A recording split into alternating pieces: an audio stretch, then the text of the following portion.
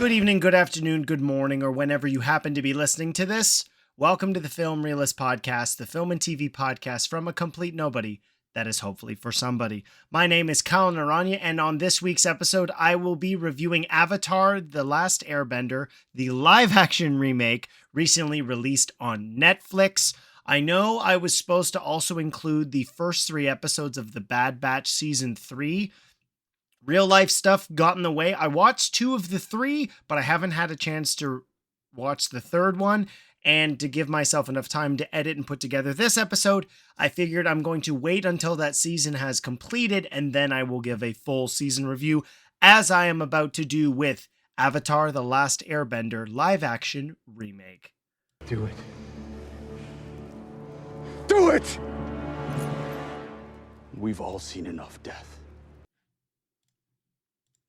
Now, before getting into my reactions to the show in general, I wanted to address something that unfortunately I've seen on my reactions cut into shorts on YouTube for the Film Realist, which is an attack based on fandom. And it's not extreme, nobody needs to worry, but I think it's unfortunate that based on some of my initial reactions to the trailers. Now, I should address, I have seen Avatar: The Last Airbender once, as well as The Legend of Korra twice. I own both of them on Blu-ray. Ironically, this says Legend of Aang, which I'm not sure why, and then I own, as here, Legend of Korra on Blu-ray. I thoroughly enjoy these shows, and I completely understand the passionate fan base that, more so, Avatar: The Last Airbender has over Korra. Personally, this is probably going to get some attack on me as well, which is, I like Legend of Korra more, and unfortunately, there's been questioning my level of fandom. In particular, response was with the turtle, the giant sea turtle, which is how I referred to it, and somebody responded to that short that I was obviously not a true fan. And it's unfortunate that that is the current state of reactions to the initial inception of this live action show. I know there's been a lot of curiosity and cautiousness because of Marchenko and DiMartino leaving the show. Now I'm already messing up who made the show. I apologize. It's been a very long week for me. So the original creators, did I get them right? DiMartino and Knizzo. I'm very, very tired. I apologize. And so I just wanted to address that a level of fandom. Obviously, I think I've provided examples for the encyclopedic knowledge I have on some subjects, but that's not all the case with everything that I love. I'm a huge Community fan. I really enjoy a lot of other television series that I just don't have that same level of precise details brought to my attention or things that I'm able to retain. So it's unfortunate that that's the case. And going into this show, given how a lot of anime, not that Avatar: The Last Airbender is anime, it was clearly inspired by a lot of that, but that's not the point. But adaptations of animation into live action has not necessarily worked a lot. I really love Cowboy Bebop. It's probably my favorite anime of all time. I was really disappointed with the live action adaptation, but then a show I knew very little of, such as One Piece, I thoroughly enjoyed that Netflix adaptation, which you can hear in a previous episode. So going into Avatar, if you watched my reactions on TikTok, Instagram, they've been shared on everything, but the places that you could watch those reactions in their entirety is Instagram, I guess Threads, and TikTok as well. Was fairly optimistic. I felt that the tone seemed to be captured correctly. And it was with that mindset that I approached this show. This is going to be full spoilers. It's a full season. It was released on Thursday, so if you're listening to this Monday day of release, you've had about 4 days to watch 8 episodes of TV. That could be asking a lot. It could be asking very little. But that's what I was able to do. And overall, generally, I think that this show does work really well. It's interesting to me, somebody tweeted this out, that if you actually look at overall runtime, that book 1 Water, with 24 episodes, I believe, into 8 hours of TV, I should look that up again. I meant to have all these details with me, but I don't have them all here, was almost 8 hours, led to almost being the same amount of runtime for the book 1 cartoon, which is it's 20 episodes of 24 minutes. So about the same. And so I found that really interesting. There is a lot of Avatar: The Last Airbender that I do love. I'm talking about specifically the cartoon. I'll say remake when I'm referring to the live action. I personally felt it was a phenomenal, respectful adaptation of elements you would get from anime and manga, and bringing a unique world and lore, particularly in an era where animation was thriving, the early 2000s. It's a phenomenal story of growth and overcoming the odds, and having some element of the chosen one, and the lore involved with the different bendings, which especially gets explored in Legend of Korra. What does it mean? And I don't want to talk about Korra. This is not what this show is. And so there's a lot I love about Avatar. Personally, one of the elements that I did not enjoy in the cartoon was an element of, obviously I understand they're supposed to be children, but the mission at hand is learning all of the other element bending, water, earth, and fire, so that way Aang can bring unity, and understandably so, the adventures he goes on help grow him into Aang into becoming the avatar that he is supposed to be, so that way he can defeat Fire Lord Ozai. The fun nature counteracting the serious goal at hand in the mission that Sokka, Katara, and Aang obviously have to explore. And there's a lot of elements that are successfully brought over from the I almost said it again, from the cartoon into the anime, into the live action. In terms of effects, casting authentically, which is something that unfortunately has to be said because the live action film, which is absolutely atrocious, didn't manage to do that at all. But casting Asian actors from all over the world to represent the different Asian cultures that are meant to be represented in the cartoon and in the remake. Casting from top to bottom, I thought they did a phenomenal job. I guess I'll talk about the characters and then break down into the particular story elements that I think do and do not work. Gordon Cormier as Aang really does capture that youthful energy, fun, free-spirited character that Aang is supposed to be, and really overwhelmed by the mission at hand. I think tonally the cast all the way through really did work. I'm going to mess this up and I apologize, but Kia Wentio, who is, oh, I didn't know that, she's Canadian born, who plays Katara, does a really good job. Unfortunately, I don't think she's given enough to do based on the source material, and I will get into that more into the story. Ian Owsley was a phenomenal Sokka. It's been a criticism online that the sexist elements of his character being taken out removes his character arc. I think in general, they did succeed in what they were trying to do and have it be different. And you could argue it's an aspect of fear in not wanting people to automatically write Sokka off as being a sexist without seeing the culmination of what that arc means, particularly when he goes into missions and the visit with the Kyoshi warriors. But overall, I think he did a really good job. Dallas Liu as Prince Zuko was great. The unsung hero for me in this show, it wasn't surprising. It was something I absolutely suspected to be the case, which was Paul Sun Hyung, Mr. Lee. He is Mr. Lee.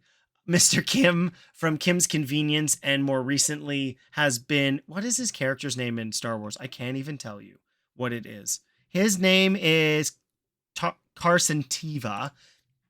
Is a pitch perfect Uncle Iroh. That is a character whose tragedy and familial bond, particularly with Zuko, and the depths of which this character's despair has reached, and why he is trying to positively affect Zuko's life, and ultimately the mission that he has at hand, which we see elements of where it's going to be going, and of course if you've seen the cartoon you know where it's going, is absolutely perfect. Particularly when we get to see the origin story. I wouldn't even call it the origin story, but the backstory of Uncle Iroh in episode 4, Into the Dark. The performance put forth by Paul Sun Hyung Lee is devastating. It made me cry. I wasn't surprised. It's one of the episodes of the cartoon that did the same for me. It was awesome. One big change, so this is a story element that does have to do with character as well, which is that Daniel Day Kim as Fire Lord Ozai is obviously much more present than he was in the initial book 1 Water. I think that works. You can't have a character just be in the dark for mostly 2 seasons and then ultimately have to be afraid of them. Fleshing this character out, personally, was much more... It's really difficult because I'm somebody who absolutely loves animation. And quite frankly, I don't think these things need to be adapted. As much as I celebrated getting to see Hayden Christensen and Ahsoka in live action and unquote unquote legitimize it for the fan bases that don't think animation is real canon for Star Wars or whatever, that really frustrates me. But elements that you need to adapt are fleshing out characters in live action as opposed to them just being quote unquote stereotypical archetypes. I think those elements that they've changed in this work really well. Azula being another character who is given nothing to do in the first season and is one of the main antagonists of book 2 and book 3, Earth and Fire. I don't personally feel like they did capture the essence of that character. We get to see a much more interesting relationship that she does have with Firelord Ozai, her dad.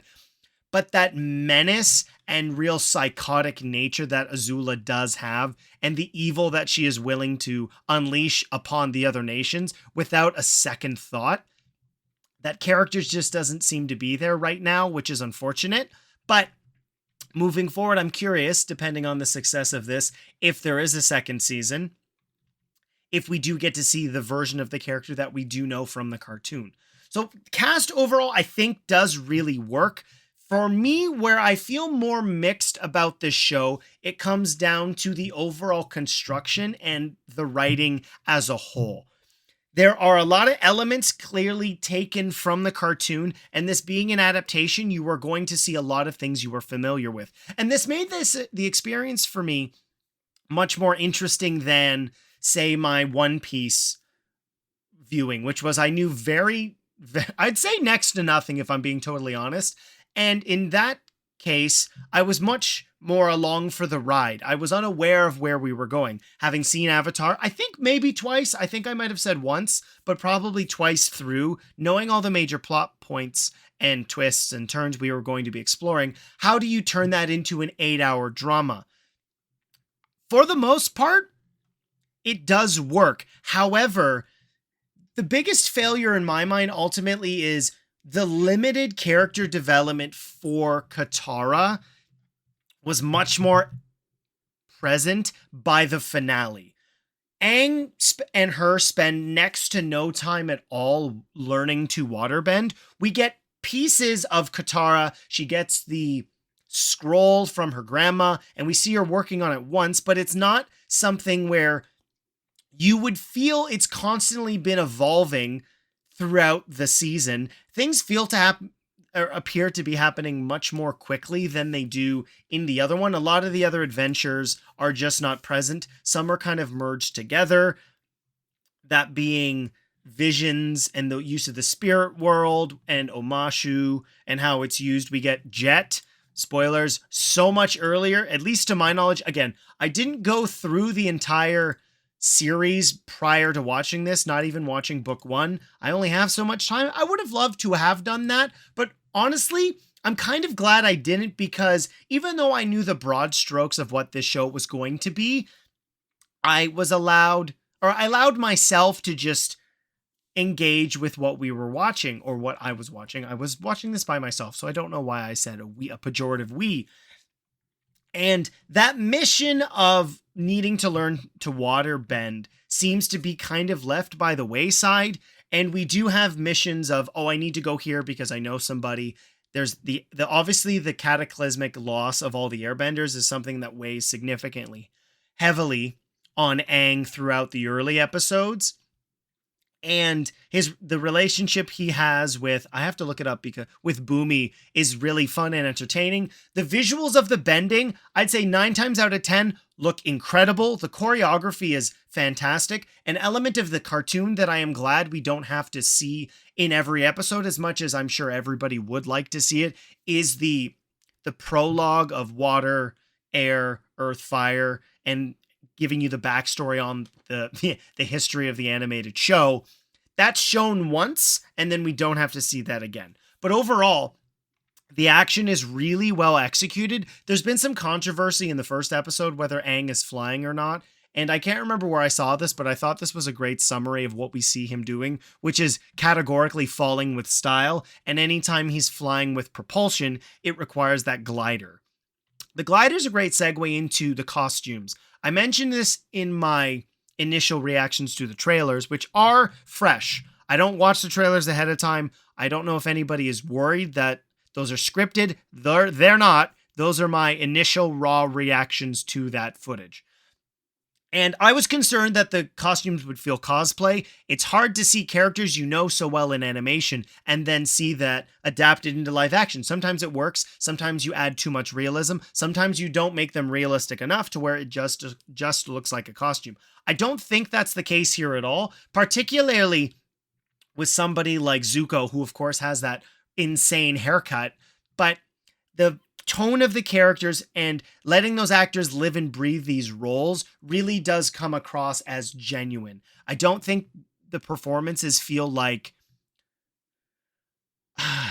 I don't think there are elements of it being cartoony. This is an elevated realism as opposed to be just a straight-laced drama. So the humor does work for the most part. There are obviously going to be elements. I'm not going to go over all the Easter eggs because I'm sure that I don't know what all of them are, but there's the one of Aang on the air ball going into the rock. Suki is a character I really enjoyed getting to see that relationship portrayed with Sokka. It's one of my favorite episodes of book 1, and really leaning into the differences and him really having this trauma of being a warrior and getting to see more of Sokka's backstory. Not more, I shouldn't say that, but seeing Sokka's backstory and how that's affected who he is. This bravado that he has demonstrated is because he believes that he is not good enough, works enough as a character arc, as opposed to just being sexist and thinking men can only do these things and women cannot. Obviously, I don't think that wouldn't have worked from the cartoon into live action, but as mentioned already, it's an element the creators or the adapters of the show decided not to bring forward. Katara's waterbending, as I've mentioned already, seems to be almost forgotten. And it really did bother me by the end of the show that when she has her final fight with, I believe it's Paku. I should look this up. I have the wikis running here so that way if I do mention a character, it's the right one.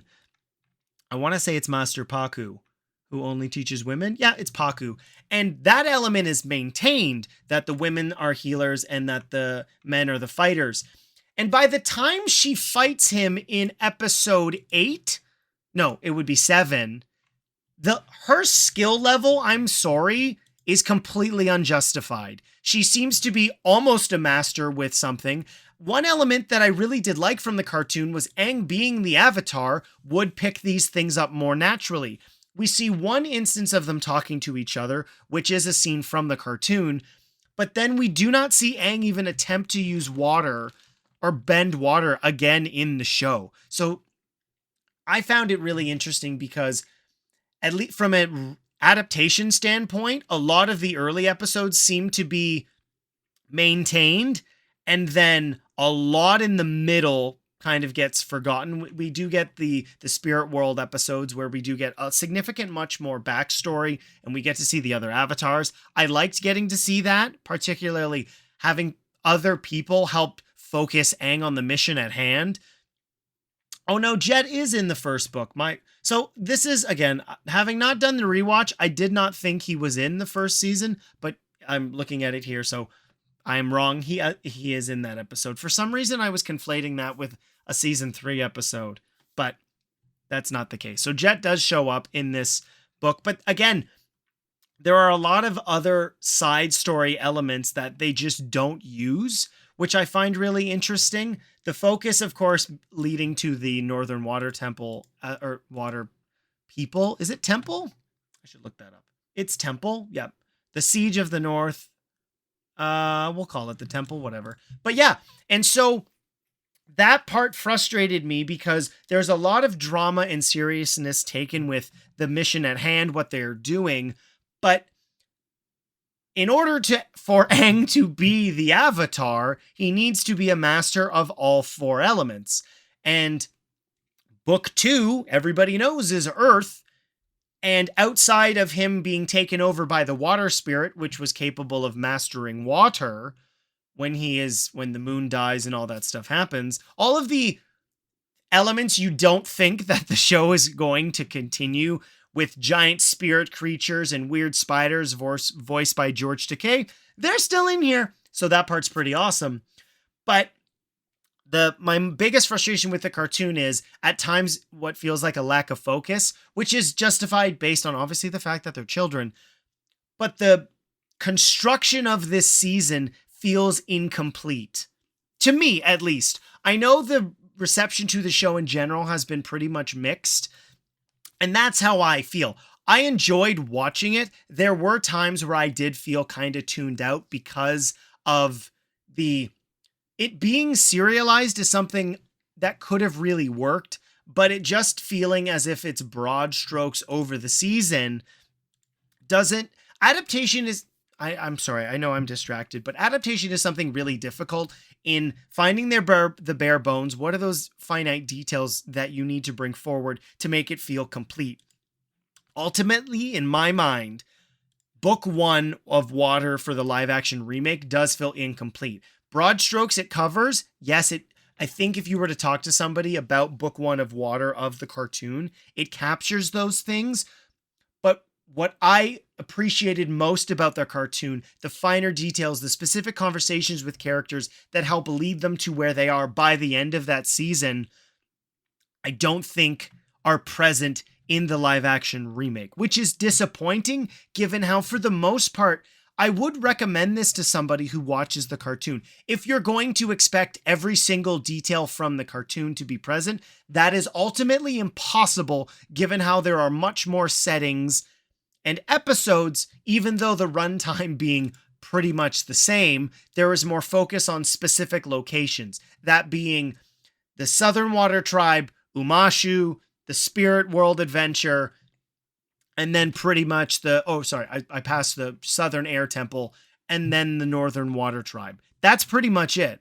All the other things are kind of left. They've moved characters over. I liked Danny Pudi as the Mechanist. That works a lot. One aspect I should give a lot of credit to is the adaptation of the hairstyles is something that works and it shouldn't, given how obviously elements such as that are pushed to the nth degree in the animation version of this show, but work really well.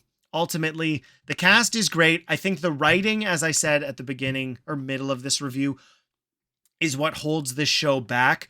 I'm curious how the production was affected when DiMartino and Konietzko left.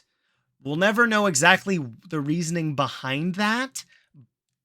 I'm very curious. They are listed on the script for the first episode and masks, which I find really interesting. But if this does get a second season, I would really hope that the writing meets all the other levels of the show, because ultimately I enjoyed it. I think it's cast well. The visuals captured the fun or the anime-esque elements of the show. In terms of tone, it does feel very similar to the cartoon without feeling like it's too outlandish for something for live action people to be doing. So in general, it worked for me. I hope it worked for you if you are a fan of the cartoon. If you happen to have watched this and you've never seen the cartoon, are you going to go back and watch the cartoon? There's a lot of different entry points into this universe that are going to be solely different depending on what you go into this show with. So I'm really curious on your opinions. You can comment on any of the social medias to let me know what you thought about it.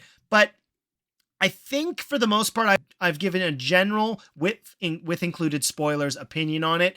It's mixed. mostly positive for me. So I would recommend it. It's on Netflix. It's going to be something people are talking about. So that will do it for my spoiler full review of Avatar: The Last Airbender, the 2024 live action remake. Let's jump into the outro so you can find out what's coming up next and respond to the question of the week.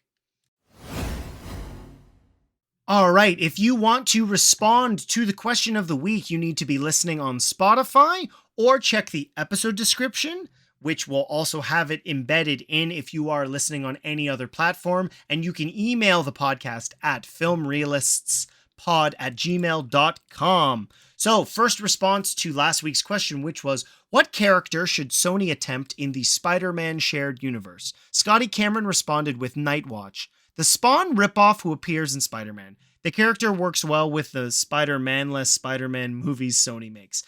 You know what? Nightwatch is not a character I am familiar with. Let me look him up. Spider-Man, Nightwatch. Oh, I do know this character. You know what? Yeah, that would be really cool. And I think for minimum for the SPUM or SSU, he's got a unique look. Why not? They were going to do one on El Muerto, so why not do one on Nightwatch? Thank you for the response, Scotty Cameron. And we got our first email from Dylan Pollock, co-host of Movies to Watch Before You Die. Shout out Dylan. Hello, Gab. Hey, so don't first and foremost don't first and foremost stop turning villains into anti-heroes. It ain't working. If you're going to use lower tier folks, stop using El Muerto as we go, and folks like Madam Web who are supporting characters and use them as secondary heroes. Give us like Spider-Punk or Spider-Gwen, or if you must do an anti-hero, make it someone who at least makes sense, like Original Prowler. Also, in all caps, acknowledge Spider-Man's existence. Maybe just bring Toby or Garfield back. It shouldn't be this hard. Who is seriously asking for a solo Kraven story? Give us Kraven's Last Hunt as a Spidey movie. Damn it. They're just fumbling so hard right now. Rant over. Thanks, Kyle. Thank you, Dylan. I agree for the most part. Quite frankly, in my opinion, the Venom movies, quality aside, have worked. Everything else has not. Kraven being R-rated, I think could be really interesting. Prowler is a character I think could work really well. There are a lot of Spider-Man characters who could actually be working in this universe that have nothing to do with Spider-Man in general, which is really funny to me. But of course, it would be much more interesting to see Spider-Man in this universe. We know, if you've listened to Madam Web, that it was going to touch on a different Spider-Man era and ultimately led to none of them. So thank you for your responses. Again, you can email the podcast or respond to the question of the week on Spotify. This week's question, which will be embedded in the episode description, which is, what cartoon do you think would work best in a live action remake? It's been real hit or miss. What do you think would work as a live action remake? Again, that'll be embedded later on in the episode description and posted on Spotify. So what cartoon would work best as a live action remake? Next week's episode will be a review of Dune Part 2. Really excited for this. If you watched my most anticipated films of the year, which was only a TikTok exclusively, you'll know that that is my most, I'm pretty sure I should actually check before I declare this, but was my most anticipated movie of the year. Let me look at the picture. I'm pretty sure I said Dune. I did. So Dune Part 2 will be the review for that, and you can look for that posted on Monday morning as per usual. Please like and share the podcast with your film-loving friends. My name is Kyle Naranya. I am the Film Realist. You are one for listening as well. I will see you next time.